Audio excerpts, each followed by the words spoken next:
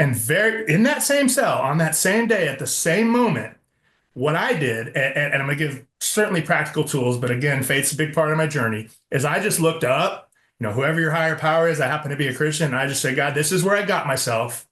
I surrender everything. I said, I did. I was a Christian. I know what's right. My mom was a I got it. I know it, but I didn't do it. And so right here, right now, whatever you have for me, show me and I will do it. And he did not let that be in vain. I got to go back into prison and do something yesterday. And I was telling these guys, I go, brother, I'm telling you, winning a World Series, pitching on the mound, I got happiness. I never found the peace and joy, the God-shaped hole that I stuffed everything in.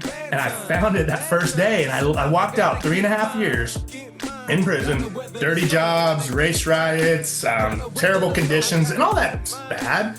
But it's not being able to hug your family, not being able to just reach out when you're having a rough day. So now it's like, my mom always told me, she goes, you don't know that God's all you need until he's all you have. I made it through the tough time. I made it through the bad time. So now I gotta get mine. Gotta weather the storm. Gotta get mine. Gotta weather the storm. I gotta get mine. Gotta weather the storm. Okay. One day we gon' get on. Talk to 'em. You ain't got a choice. Welcome to Bailey and Buck Unplugged, where we talk about sports, entertainment, and mental health in support of the Kennedy Kids Foundation. If you're struggling with mental health, we encourage you to speak up and get help.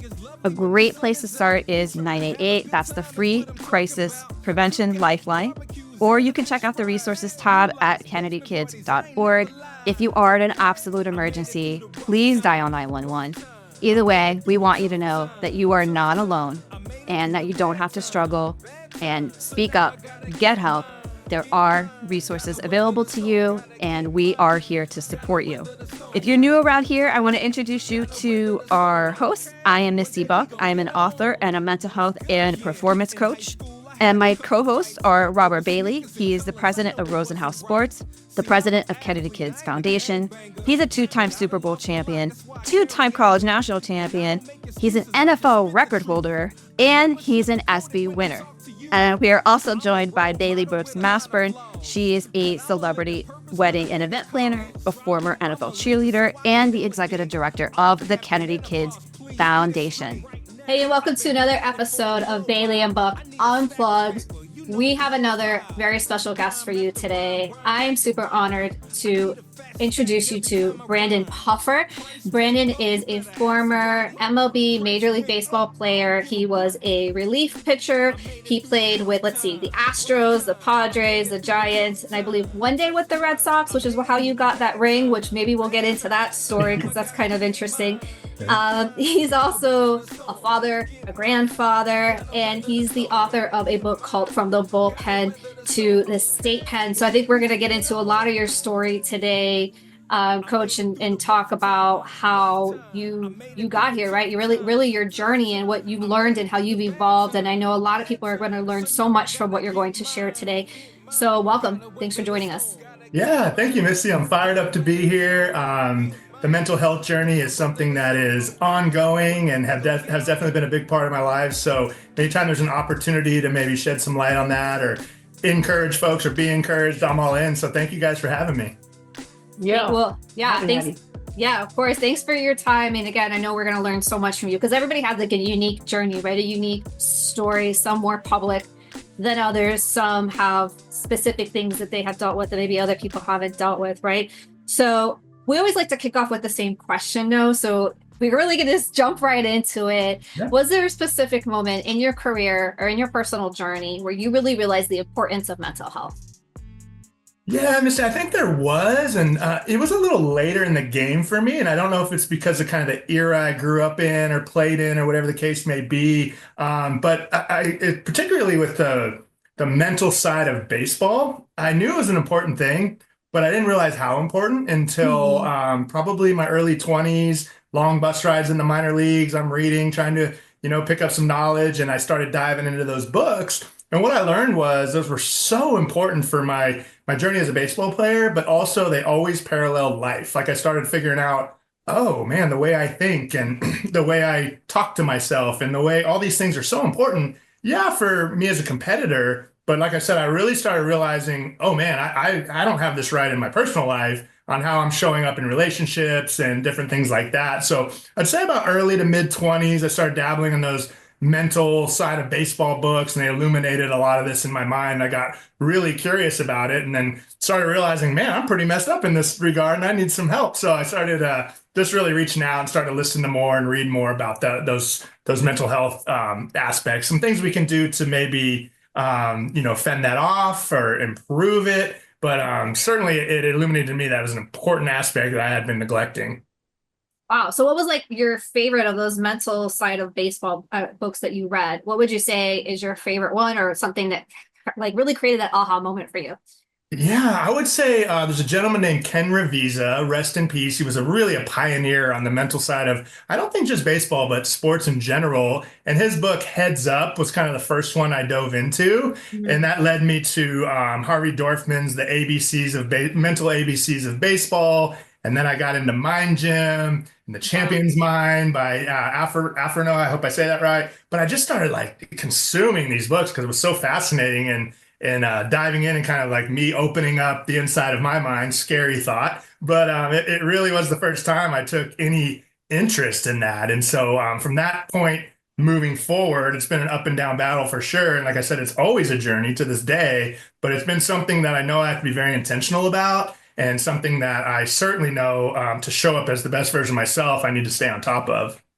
Yeah, I love that. So in your book, was you're an author, right? And you touch upon mental health and these different concepts, right? So when you were writing that, and you, because the book is really, I'll let you talk about it, but it was really, it's like a reflection of something that you went through, Yeah. and you were really transparent about that. You had a lot of vulnerability in the book.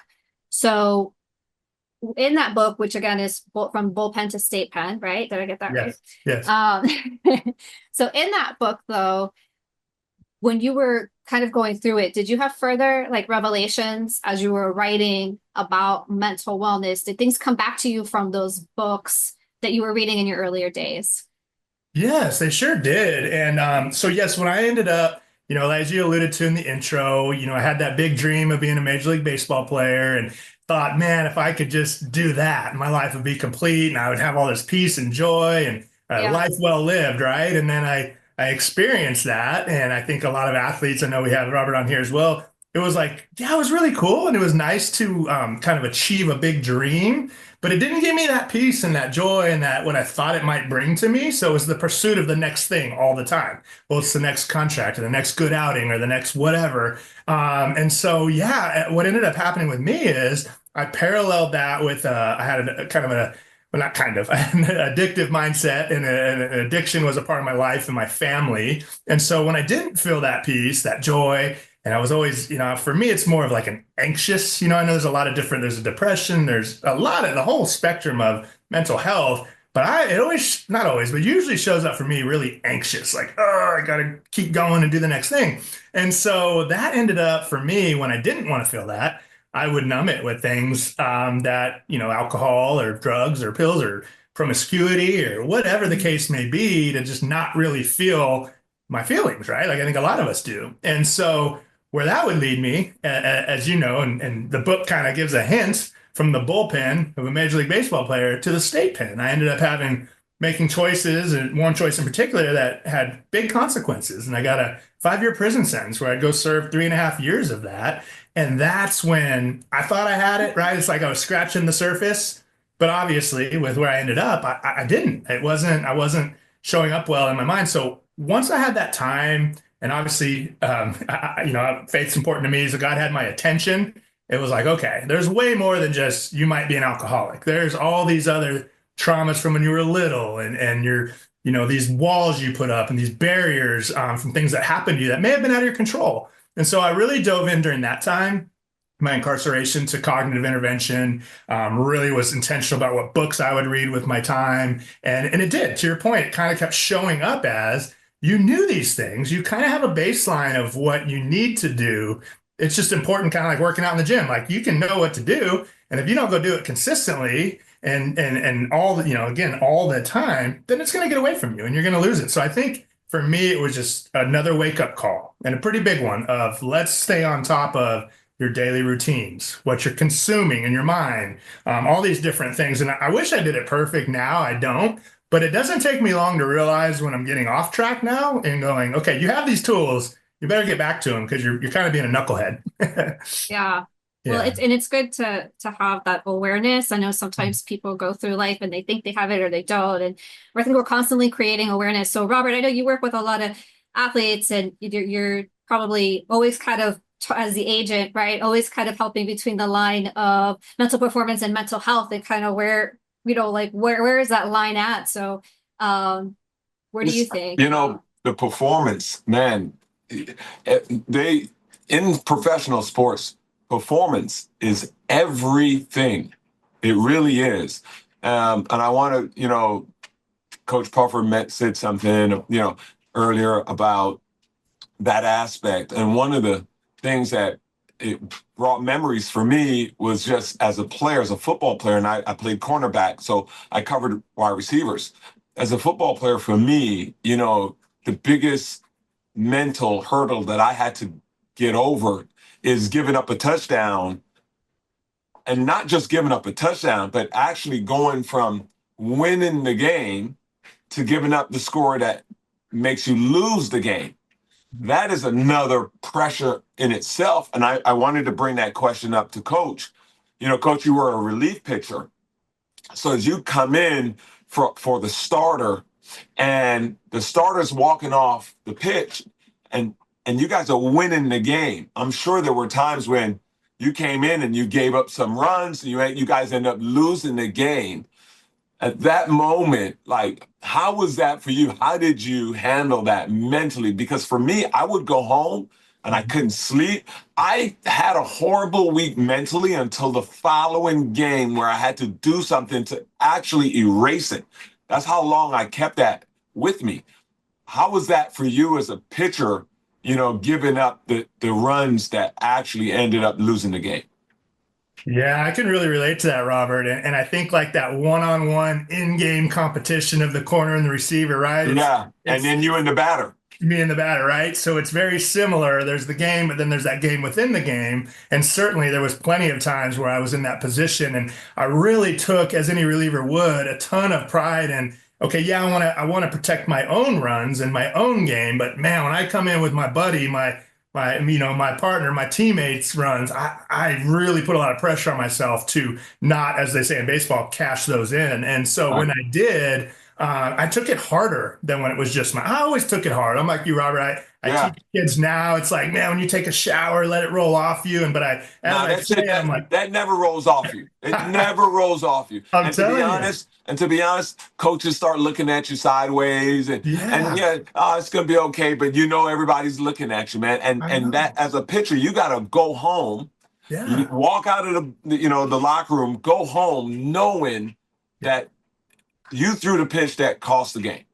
Absolutely. And I would, to your point, I would ruminate on that all night long. I wouldn't show up great for my family. I could have a great outing and think of one bad pitch I made that would keep me up all night long. And the beauty of being a reliever is I would usually get back out there in a day or two. I didn't have to wait my 5 days that the starter has to wait, or in the NFL, a week to get back out there and redeem yourself. So I did have to try to work on, with the tools I learned in these books, trying to have a shorter memory and not letting that last outing carry over to the next one. But that's, as you just alluded to, that's way easier said than done, because I cared a lot. Some people would say, and I don't think this is true, but when you care that much, oh, you care too much. It's like, no, I just really, really care. And as I coach today, and I think maybe you too, I care. And when these young men, we don't set them up for success, or they fail and they do something that we experienced in our athletic career, it really hurts me. Sometimes, to your point, more than them. And I'm like, man, do they even care? So I think there's a fine line, right, between, man, I would like for you to care a little more that you just kind of did that. And then to maybe not to the extreme where I went of, it's going to affect your every waking moment until the next time you get out and have success. And again, being an anxious guy, being a guy who now knows kind of in the mental health realm, I struggle a little bit. That certainly wasn't a great recipe to put all that pressure. I mean, it was awesome to go out and do it, but I didn't respond well. And you know what was crazy for me, Robert, is I would watch other guys have very good careers, very successful, would give up that, that run or their buddies' runs or whatever the case may be. And I'm like, how? I don't even understand it. And I almost would wish at times, like, man, that would be nice. Like, I wish this didn't beat me down so bad every single time. Right. And, my family would tell you to this day, they remember it. My kids remember. My son was a bat boy, and he remembers some of the antics in the dugout, getting upset after an outing. And he'll bring them up later, like, people are watching, and here you are punching water coolers and being so upset. Right. So, yeah, I don't think I handled it well, to be honest with you. I think I could have done much better. I think a lot of players in your position don't handle it well. They just know how to hide it better because in the locker room, during the week, they don't give you the tools. They don't assume, hey, we need to teach these players how to handle failure early so that they can become more successful later.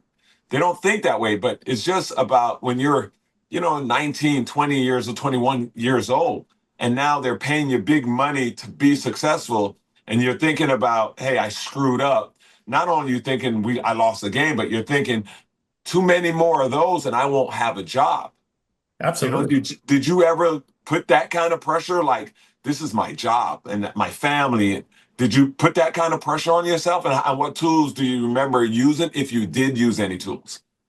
I did 100%, Robert. I put every bit of that pressure on my back, to the point where there were times. I grew up a huge Dodger fan. I grew up out in LA. My dad was a huge Dodger fan, and we would watch sports together. Me, on the kind of the ottoman of his chair, and he's in his recliner, and a reliever gives up the game, and he's yelling at the TV and all that, to the point where I'd be on the mound at times thinking, I don't want to let a city down. As you know, I wouldn't admit this while I was competing, because you can't. That's weakness. It's like, oh, no, I never could like that. Now I'm honest, looking back and going, man, there were times I was out there going, I remember my dad being upset with this kid, like he let all of LA down. And then here I am in Houston or San Diego, wherever, going, I'm that guy. And, then the tools were, okay, you can't let that thought land, right? They're going to come. You can't really avoid them coming, but I can't let it land. So as I got further along in my tools, it was, okay, delete that thought, add a positive thought. And for me, I would have to continue with a mantra of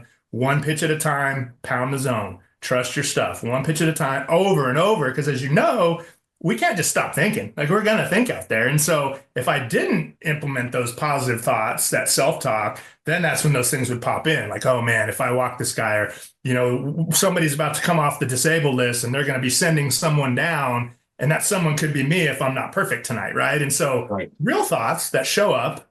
But at the end of the day, I think from a tool standpoint, it's how quickly can you get rid of that thought and then replace it with a positive thought. And so once I got my mantra down and all that, I was a little better about competing and not letting the thoughts land, although they would still come around. Right. That's why they call you Coach Puff Positive. Yes. So Coach, you've been to the top of the mountain, the winning the World Series, that's amazing. And then obviously having some of the things happen in your life that gave you the ability to write the book and become a motivational speaker. I want to talk about really, when you went through that tough time and they found you guilty and you knew they were gonna close the jail door on you, right? So coming from this high level of success, and then all of a sudden you realize I made some mistakes. I did some things that now I'm paying for it. I'm in this, like, it's a reality now. I have to do this time. And they closed that iron gate. How did you get through that? And it's important for people who are going to be listening and watching this to understand that, celebrities, entertainers, athletes, we go through things. And I think at a much, in terms of pressure, higher pressure point than the average person, because we are visible to the public. So how did you handle, what tools did you use to help you get through that while you were, going through that tough time? What tools in there helped you with your mental health to the point where you came out and actually used it for good? Yes, that's a great question, Robert. And to your point, it's no different, maybe, or maybe it is different, but that it was public and being that to that point, my whole identity was Brandon Puffer, the baseball player. If you ran into my parents at the grocery Right. store, you're going to go, how's Brandon? How's his career? How's this? My brother, Right. whatever. And it was so embarrassing, right? That it was like, that was the first thing, the guilt, the shame. You let your family down, you let your teammates down. I had to get through that first, right? And that Right. took a lot of time. That's actually still a work in progress, right? And then when I came from a 3-day jury trial. They found me guilty. They gave me 5 years in Texas Department of Criminal Justice. They put me in handcuffs, started walking me over to that very cell, that gate that you mentioned. Yeah. And I remember saying, "Can I go say bye to my dad, please?" And they said, "Nope, not you're ours Oh, now." that And hurts. That hurts me right now. brother, that gut feeling. And then I get off in that cell. It's happening really fast. It's like an out of body experience. They strip me of all my belongings. They put me in the cell. They physically close the gate. And I can hear it right now that you mentioned. And I started doing the math on my children's ages. 5 years. Darren's going to be this age. Morgan's going to be this. I mean, just working through all that. And again, I think a lot of that is just that mental health stuff. Like, we're going to pound you. We're going to beat you down. Look what just happened to you. And in that same cell, on that same day, at the same moment, what I did, and I'm going to give certainly practical tools, but again, faith's a big part of my journey, is I just looked up, whoever your higher power is. I happen to be a Christian. And I just say, God, this is where I got myself. I surrender everything. I said, I did. I was a Christian. I know what's right. My mom was a pat. I got it. I know it, but I didn't do it. And so, honestly, Robert, my prayer up until that point, I was 9 months out on bond before I got my sentence, was just like, I'll be a good boy, keep me out of prison. I'll do right, God, I'll do right. It was different that moment. It was, okay, I will walk out every day of this thing right here, right now. Whatever you have for me, show me and I will do it. And he did not let that be in vain. I got to go back into prison and do something yesterday. And I was telling these guys, I go, brother, I'm telling you, winning a World Series, pitching on the mound, I got happiness. I never found the peace and joy, the God-shaped hole that I stuffed everything in. And I found it that first day. And I walked out 3.5 years in prison, dirty jobs, race riots, terrible conditions, and all that's bad. But it's not being able to hug your family, not being able to just reach out when you're having a rough day. So now it's like, my mom always told me, she goes, you don't know that God's all you need until he's all you have. And I didn't know what that meant. I'm like, oh, yeah, sure, mom. But now when you can't reach out to your family, you've got no one right there. And it's like, uh-oh, I get it now. And so I dove in. I read the word. I read a lot of books on cognitive intervention, how our thoughts, affect our behavior. I was just very intentional about my time. I never had that much time in my life, and hopefully never will again. And so it was like, okay, how are we going to be intentional about using this time? And so for me, the tools were reading the books, staying in the Word, being in constant conversation, prayer. God, like, hey, get me through this day. Wake up one day, Robert, I would say, I'm here. This is my reality. Help me to encourage one person today. Help me to look outside myself. Because when I start looking at me, I start ruminating, and those thoughts start happening and the anxiety starts happening. And now I'm like, it's not about me. Like, it's about somebody else today. And I started doing that. And I promise you, man, I had that smile every single day, whether I was mopping cells or I was working in the kitchen. And guys would sometimes find out what I did in the free world and go, what's the matter? Like, how can you be happy when you were on that stage doing that and now you're here? Right. So, well, that's what's so great about it. It comes from in here and you can't take it from me now. So I walked through that 3.5 years. I got out, started my life back over very humbly with some very humbling jobs and it wasn't like this right away. It was like, okay, we're starting over. You're ready now.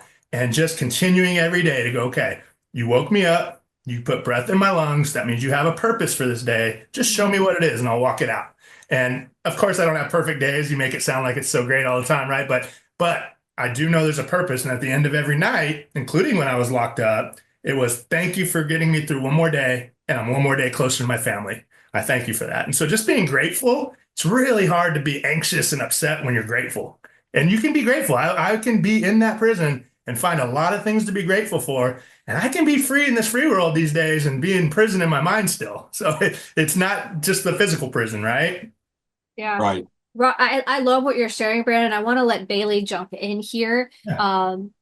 I do want to ask you about one thing though. So leading up to the incident that led to this arrest, that led to the prison time, and this life, really this life change, of course, that you have been on since. In your book, you talk about how you actually weren't going to go out that night.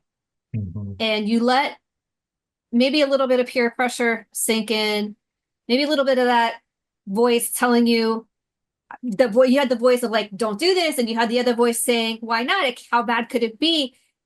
And really what ended up happening is not listening to that intuition of don't go out tonight really led you down a path of how bad could it be, where your addiction and other things were fed just by going out, and it led you to this moment. And so I wonder if you can share, because we have people of all ages that listen, but a lot of young people as well. And I wonder if you can share again. I'll let Bailey get into the next question, but about that lesson that you learned of listen to that intuition, listen to that voice that's telling you, forget what everyone else is telling you to do. Yeah. You know better. Don't put yourself in that situation. Oh, absolutely, Misty. I'm glad you brought that up. So, yeah, just a little bit of more information around that is I had the issues my whole life, with the alcoholism and just all the stuff. I had 5 years sobriety. I first gave my life to the Lord in 1998. I was sober for 5 years. My career took off. I mean, everything, not like God's a magic genie, but I was taking care of myself. I was getting sleep. I was getting rest. I wasn't going out with the guys, yada, yada. And then I had a pretty significant life moment happen. And I realized that my faith wasn't as grounded or as rooted as I thought it was. And when I thought there was just no way that this foothold of alcoholism and all that stuff could get back in my life, I compromised. I let it back in my life. I went too hard for a while and compromise. And then I realized again, hey, this is not conducive. This is not for you. You can't do this. And so, but now I let it back in my life. So there was that internal struggle of like, I really want to go do this, but I know it's not right to go do this. That's where I was at the time of this incident.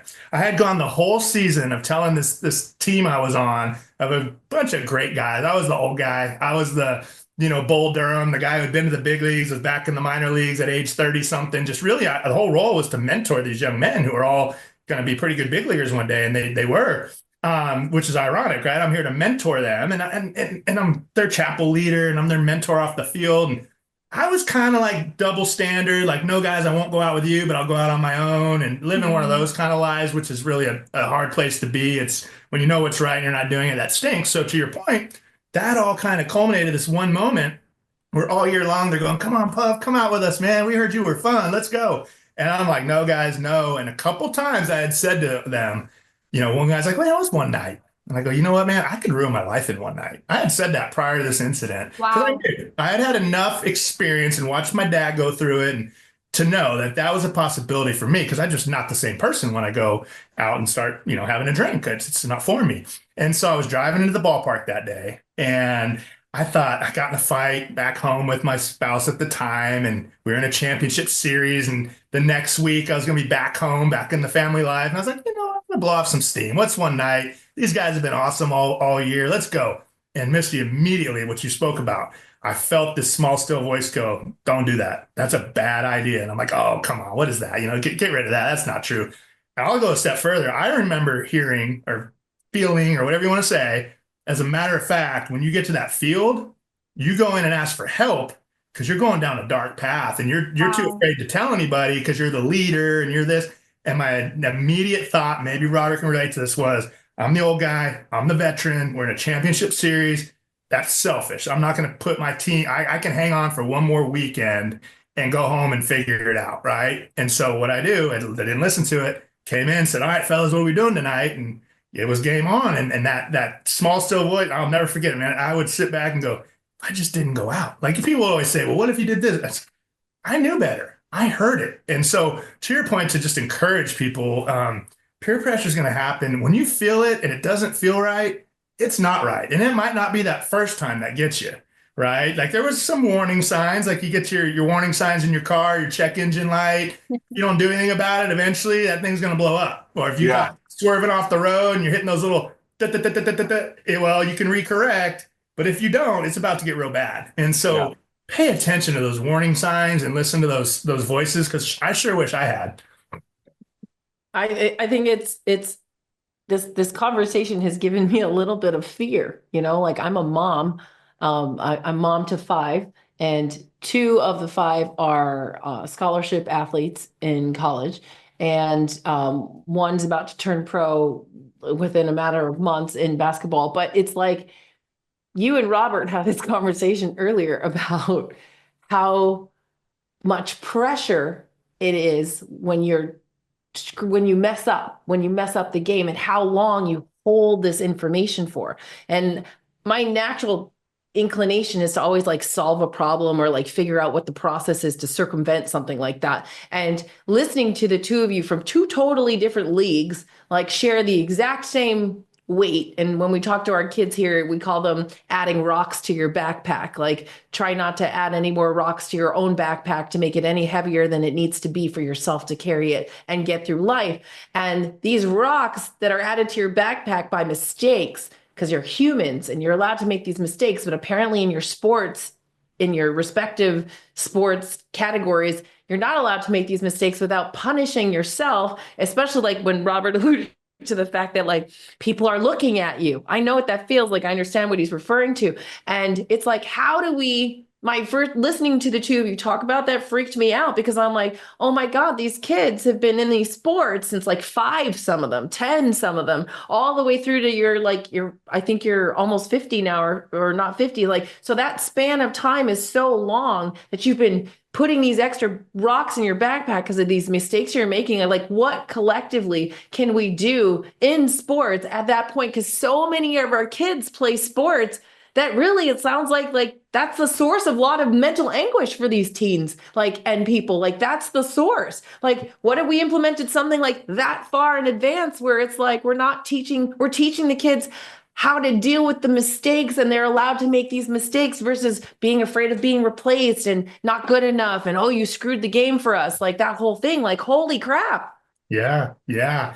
Wow, no, Bailey. And I think that's a healthy fear. And I think that's why we're here talking about this today, right? Because I don't know about Robert, but I know I said it earlier, I wouldn't have admitted this to you during my career, because that would have shown weakness. And I was the guy that was like, I'm stronger than you. I'm 10 foot tall. I'm bulletproof. You can't beat me. Because you have to perform at that level. And Robert knows you have to have that mentality. Yep. Now, when you get out between the white lines or off the field or off the court, that mentality is not going to serve you really well in your life and your relationships and all the other things. So I think it's getting better, Bailey, than when I played and probably when Robert played, but we're not there. And I think the more people like us talk about it, the more maybe some athletes, and I've seen some stories recently of guys coming out and going, oh man, I'm struggling, like to the point where not just I didn't want to compete, I didn't want to be here anymore.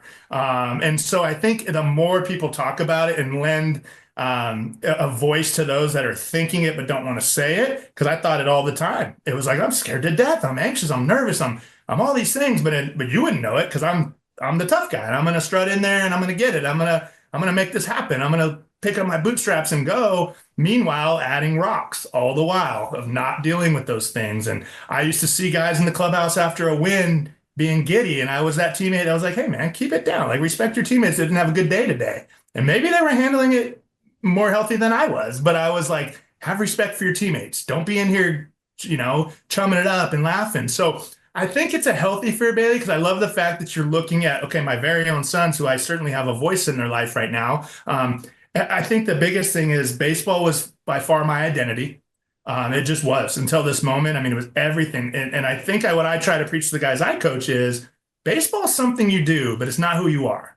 And yes, when you get out between those lines, I haven't got soft about it, Bailey. It's like you're out there to go. Like, you're out there to compete and give everything you have. And there's a lot of people supporting you. But then when you get back off those lines, where's the healthy line of kind of peeling that back, learning from it if it was a negative experience, easier said than done, and moving forward. Or if it's a positive experience, not getting too high and mighty, because as we all know, any game and the game of life will humble you if you need it. So not going to those two extremes, but trying to stay a little bit in the middle, which I didn't handle well. And as I'm learning now and coaching and passing it on and getting all the great people like you, I'm going, oh man, I could have really adapted that a little better in my career and probably enjoyed it more. I hardly let myself enjoy it because it was always let's go, go, go. Okay, that was a good one. Well, we got to get the next one. Or that was a bad one. Oh, crap. What's going to happen? I got to do better next time. And I, if I'm honest, just didn't really allow myself to enjoy it. And I mean, I enjoyed it, but you know what I mean? I think it could have been a more refreshing experience if I viewed it through a little different lens. And again, not toning down the competitive nature, but knowing when and how, more importantly, to tone it down when you get off the field or the court. I think, I want to add to that, Bailey. I want to add to your statement, Bailey. Coach said baseball is not who you are, right? It's what you do. And I think, for all sports, that is true. But I think for these young kids, the coaches put so much pressure on them, it actually pushes them to feel like it is who they are. And that's how they have to feel in order to make it to the pros, right? You have to be all in, as they always say. You got to be all in. And what they mean by that is, even in the off season, they want you to practice on your own, wake up every day. You hear that, and you hear that, and you hear that. But no one teaches the kids how to process the failures during that journey, right? So I mentioned giving up a touchdown and losing the game. And I mentioned, Coach Puffer being a pitcher, giving up that hit that lost the game. And in basketball, it's like, getting fouled and there's just a few seconds and you're down 2 points and you got to hit these 2 free throws. And the free throw is the highest percentage shot, and you miss one of them and you lose the game. And the coach and everyone patches in, it's okay, but it's really not okay. I just lost the game. And I think with this podcast and listening to Coach, people who are going to watch this, I hope they can go back to their kids and say, hey, you know what? At this young age, this is not who you are. This is just a game you're playing. But let's also get some therapy so you know how to handle all the failures at this young age, because that's happening at home, this talk. But the coaches aren't giving that talk. No coaches out there giving that talk. The coaches out there are saying, this is who you are. If you want to make it to the pros, you got to do this every day. When you are done with schoolwork, I want you to look at film. I want you to go outside, hit a baseball, throw a football, shoot a basketball, go in the backyard. You're not working hard enough. So it's a fine line of like, how hard do you really push your kid?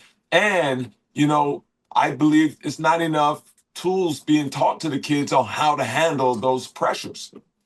I think doing this show with you and Misty and Brandon, thank you for bringing this to light, because you're just kind of like validating the what I'm hearing consistently from athletes, because we get mostly athletes on the show, and it's everybody's always afraid of admitting that they have a mental health issue while they're a part of an organization for fear of losing their spot or looking weak, which is the craziest thing. So you're all, not we are all, because I'm not, I was a Dolphin cheerleader, but I mean, we're women, so we all admit that stuff every day, right? But like in the male, I don't know if it's WNBA, but let's say male athletic sports, for instance, and the guys we've spoken to have revealed this same information that you're saying.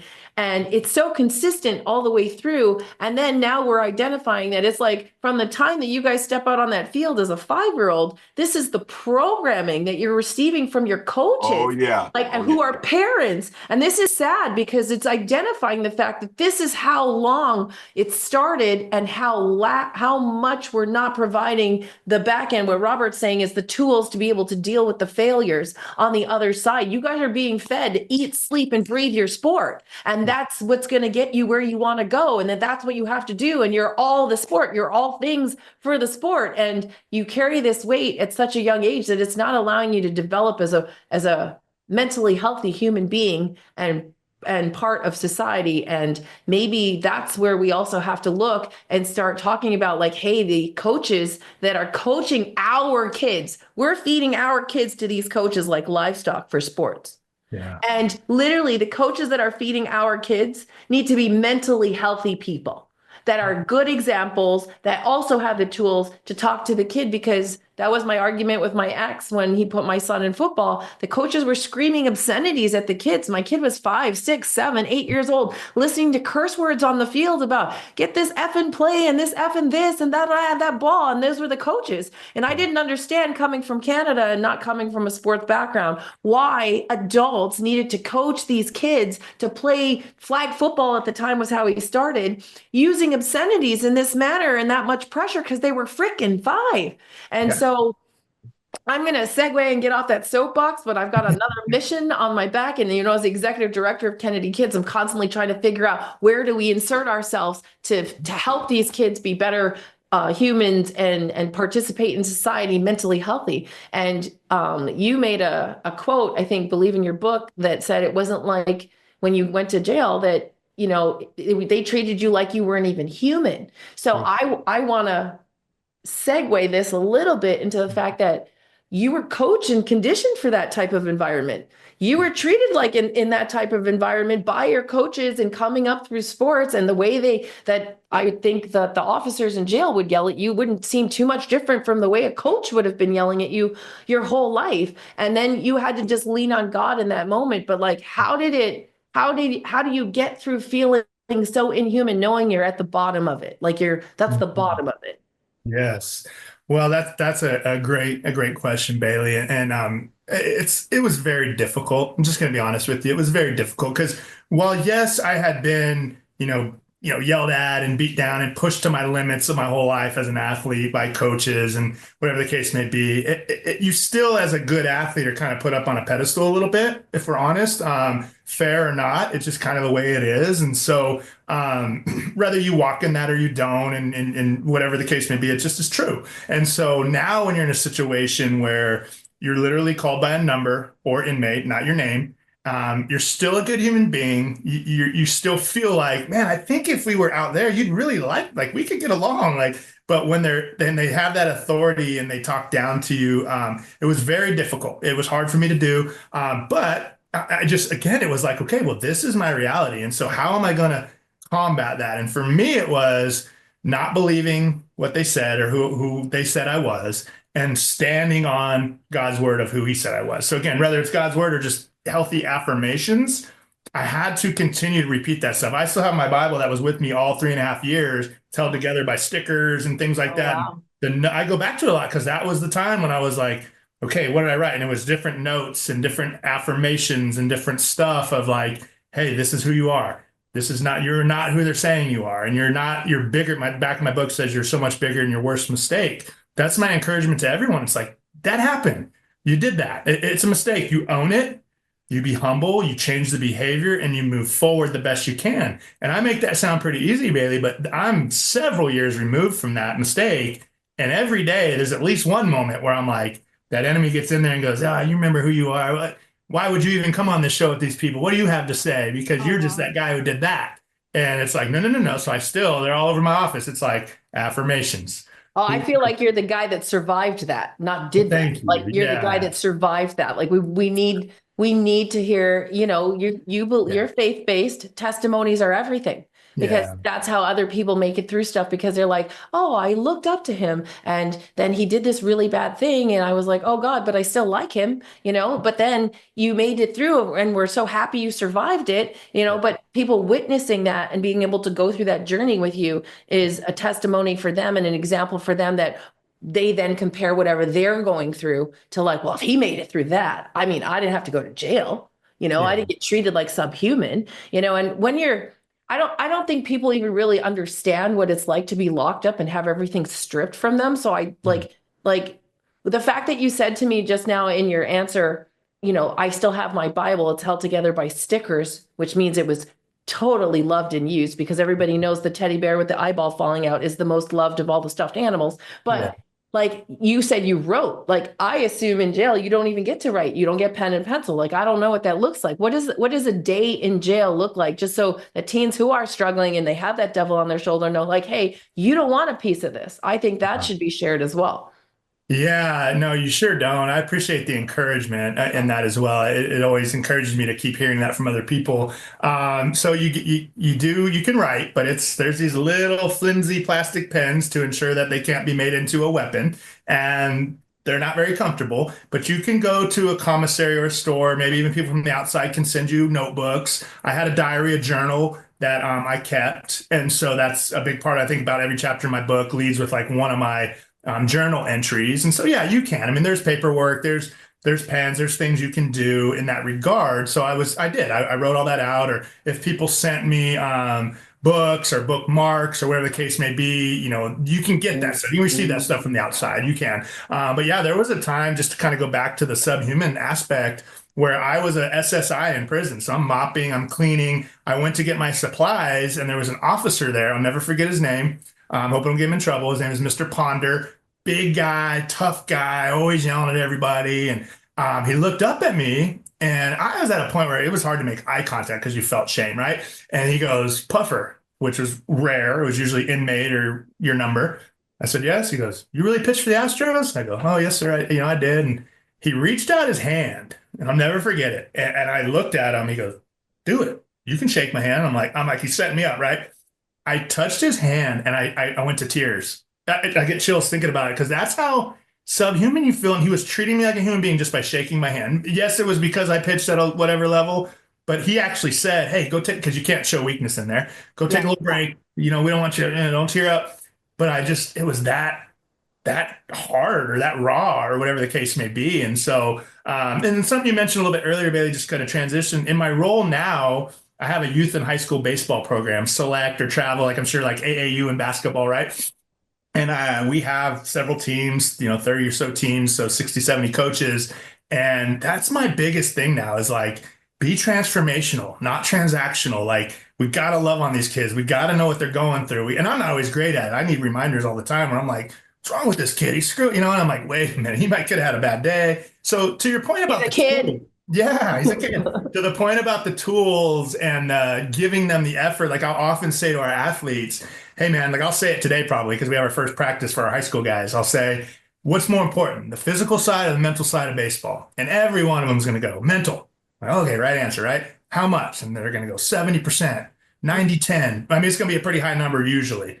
Yeah. Cool. How much do you work on it? And they're going to go, but again, right, that's on the coaches. Because if I don't give them the tools, they know how to go throw a baseball and hit in the cage and hit off a tee or go run routes or go shoot who. I mean, I go out and shoot my front yard all day long.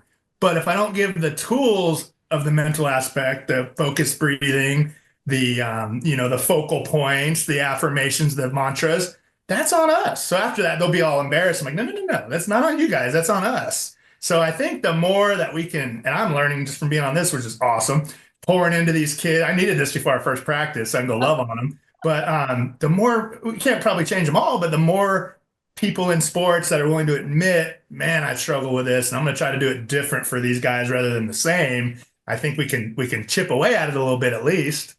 Well, Yeah, definitely, I you love want to that. be the coach that they want to remember versus the coach that they plotted to kill. Yeah, they Like, come to somebody like me for because the coach like screwed up their psyche and now they can't Right. get past it, and it's blocking them in their ability to perform, and I love what you just shared, by the way, because I was actually going to ask you about what you do to support players. It's really interesting because I think there's a space opening up where we need to teach the teachers, right? Or we need to coach the coaches.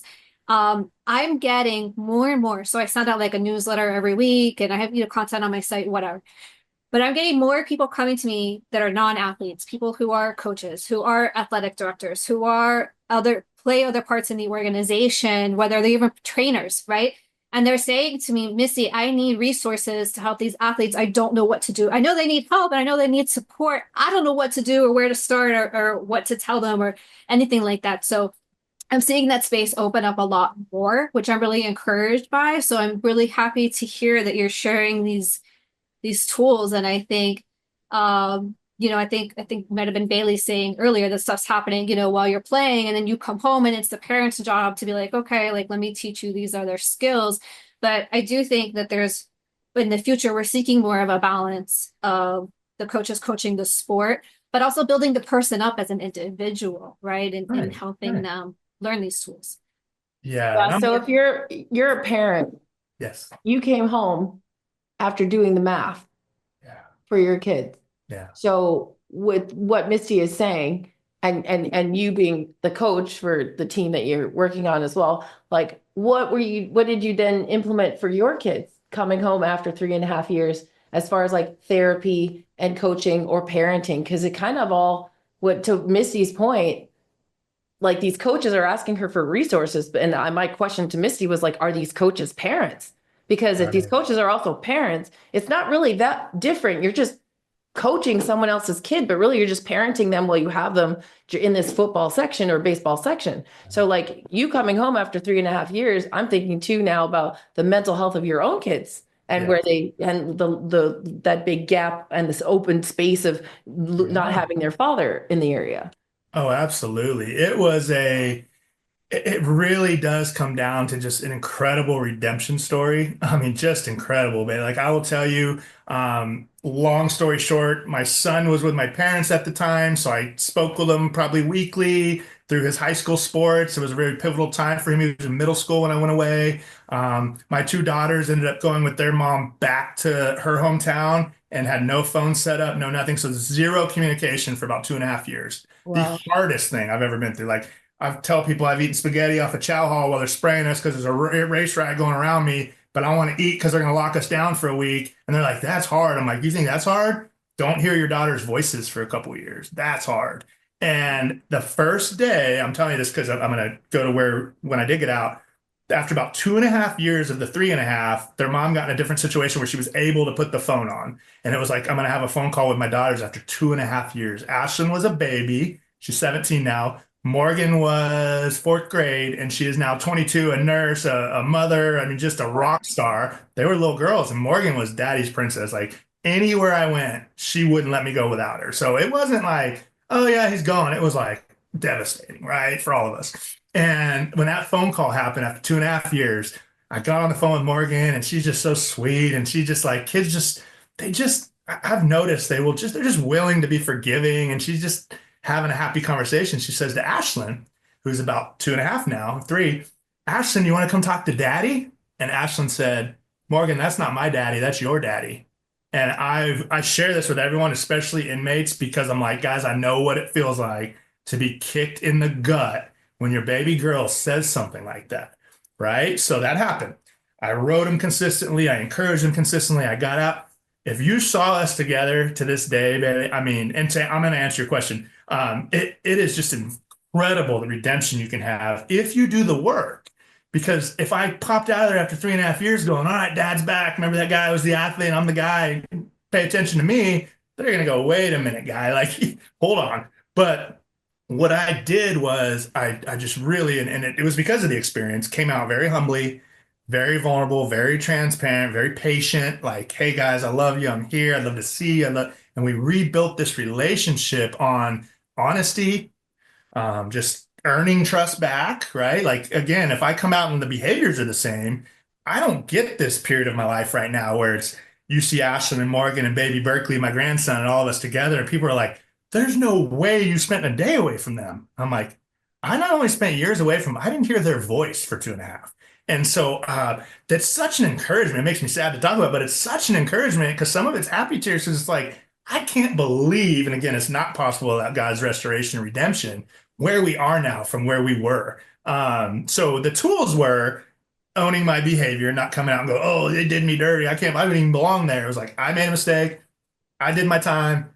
I'm here for you. If you guys have questions, nothing's off limits. Like we're working through this together. And so, yeah, I mean, they're just so forgiving and so sweet and precious. I mean, what kids can be for their parents is incredible when you don't even deserve it. But also, I think doing the work on our end of they don't really care what we say as much as what we do. So I had to earn that back with good behaviors and change of behaviors, and as well as just a lot of vulnerability and honesty with them. Yes, that's incredible. That's I didn't even know that part of the story. And I just pray that these kids because it's like your incident then creates like the next mental health incident for 3 children. And so then it's like, how do you deal with that? How do you come from that? And how do you make sure that that's not their trajectory? But oh my God, nurse and your grandfather. Is that what Yeah. you? Yeah, Morgan, the nurse, has baby Berkeley. He's a little bit over 2 now, and just as you can imagine, the pride and joy of my life. And it's like, man, to see him, I sometimes go back to, okay, my kids had to go through so much, and not just my thing. They've been through a lot. And a lot of kids have, but they really have. And just to like, Berkeley, it's not going to be perfect for Burke, right? It's a fallen world, and he's going to have his adversity. And I think we try to shelter our kids, our grandkids in this from that. But we all know deep down, it's like, where do we really grow? Through those adversities, through the pain, and while I don't want to see them go through that, I really don't. It's hard to avoid the fact that if everything's smooth sailing and we're winning every game, I'm a great teammate. But when adversity hits and pain hits and injury and struggles, now how do you show up as kind of your true character? So just trying to love on Berkeley, my grandson, and kind of teach him those lessons. And I guess that's why I'm so honest about my stuff. People always say, like, that's a long time ago. You don't have to always talk about it. I'm like, I want to keep talking about it because I want people to know that it doesn't stop there. Like, it doesn't end at that mistake. And like I said, I was in front of some inmates yesterday and we were all crying because I was sharing that stuff. And they're in there right now thinking, I know what it feels like to be like, okay, I know I have an out date eventually, but it doesn't feel like it. There's no life after this. There's no way I'm having life after this. And then you get it further down the road and you can go back and go, you can.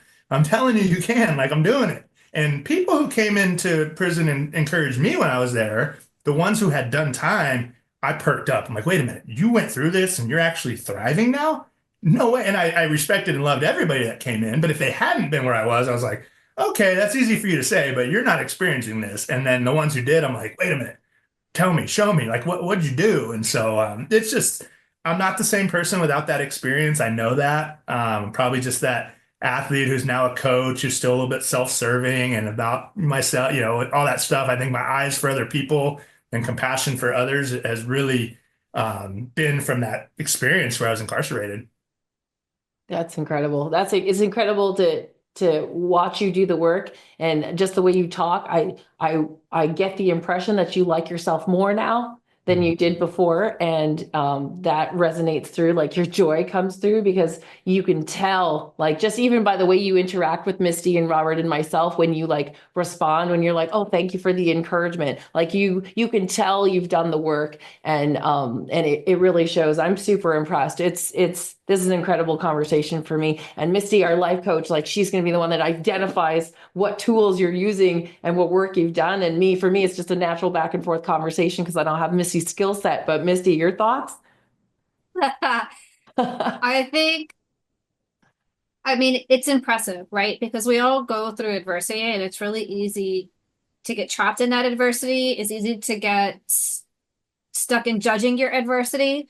Like, this is not bad enough. I've seen, but like, so many different sides of this. This is not bad enough for me to get help. When in reality, if you got help and learned the tools and applied it, now you're going to save yourself a lot of pain in the future.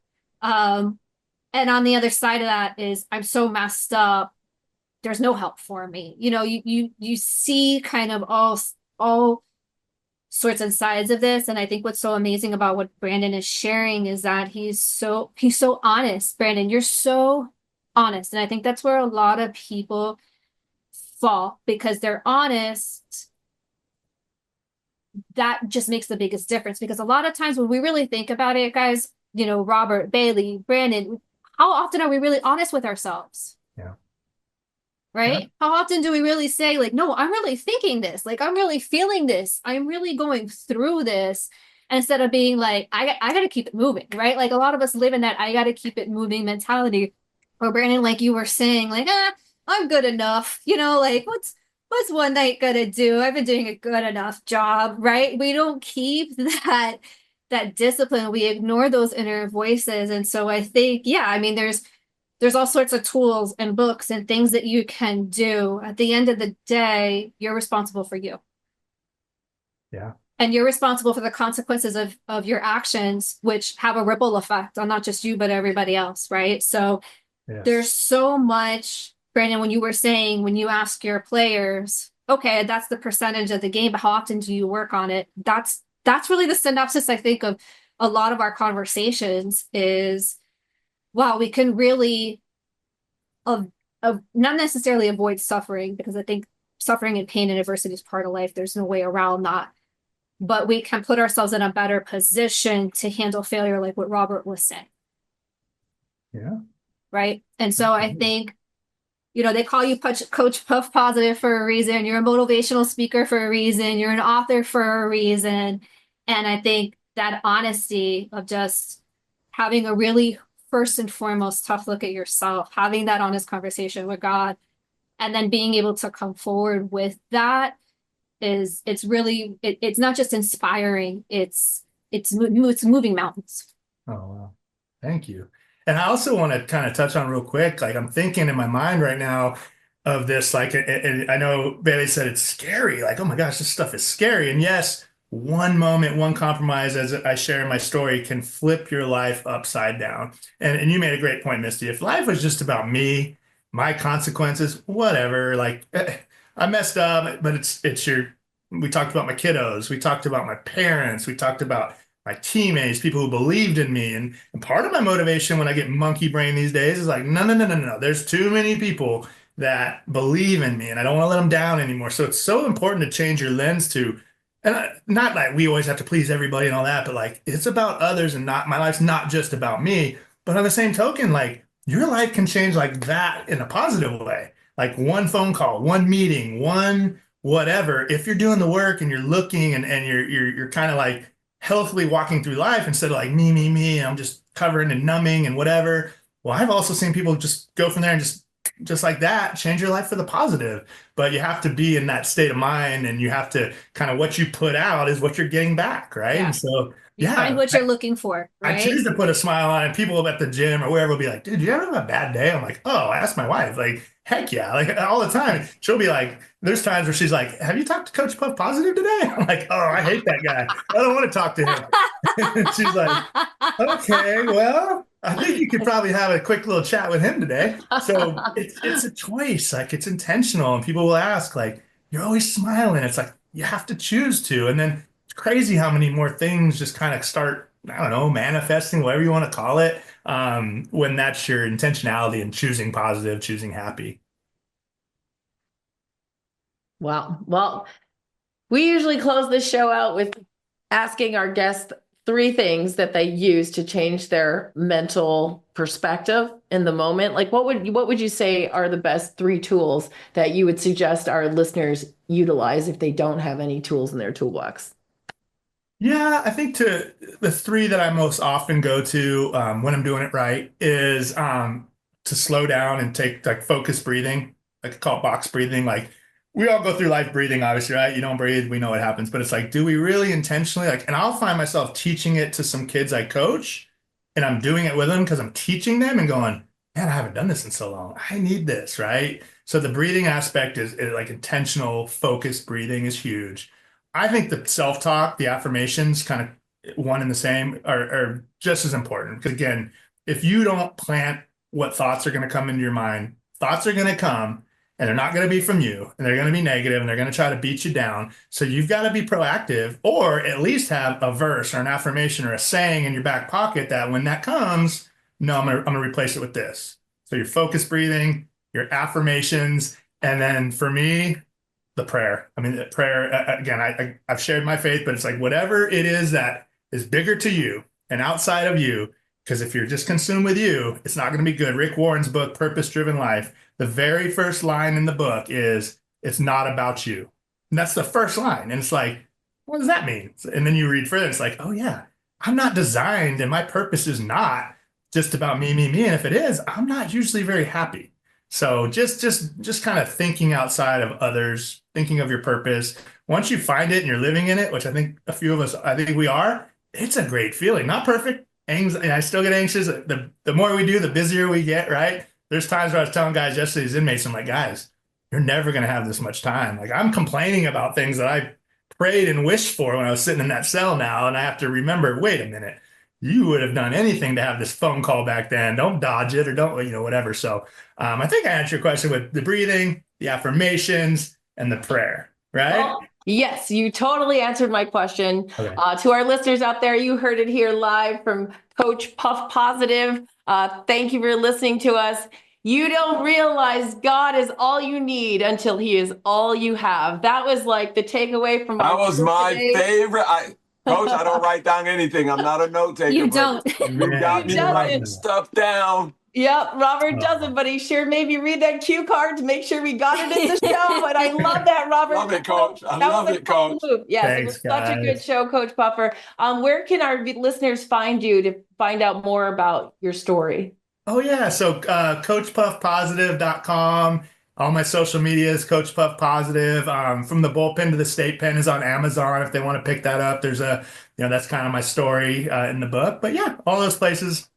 Oh, that was amazing. Well, thank you so much for sharing with us today. And for our viewers and our listeners out there, if you or someone you know is struggling with mental health and needs someone to speak to, please have them reach out. You can dial or text 988. If you need additional resources for our coaches who are looking to provide positive mentally health tools to our teens and the young athletes of the world that you're inspiring, please visit kennedykids.org and visit our resource page.